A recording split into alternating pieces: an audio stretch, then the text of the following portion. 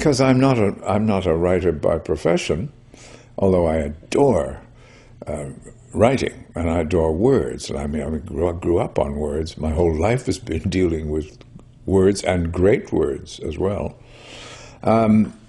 It took forever to write, simply because I would stop, I would get on a roll, and then I would go to work again, some job, acting, which is a very vulgar profession if you've ever heard of it. Although once I started, I just really adored writing and telling stories and I tried very hard to make it a novel rather than an autobiography, and I hope I've succeeded.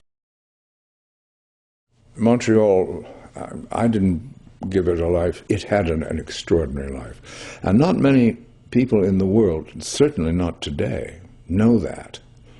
You know, they still think of Canada as, you know, the beaver, the Mountie, and it's unbelievable, but they still do. Montreal was an extraordinarily sophisticated town in those days. And it's the second largest city in the British Empire when I grew up.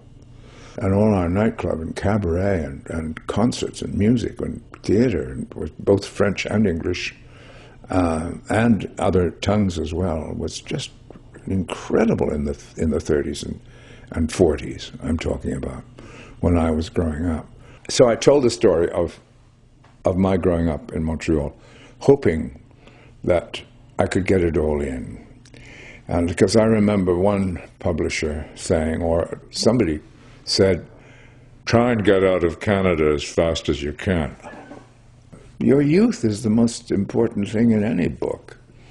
And I cited the example of Charles Chaplin. I said that there's a perfect example of a book gone all wrong. The first half is absolutely riveting and enchanting with his poverty-stricken youth and growing up. But the minute he becomes famous, it is so boring because he just drops names for the rest of the book.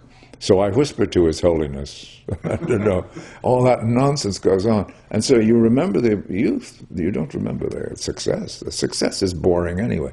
So I was absolutely terrified that it was going to be cut down to nothing.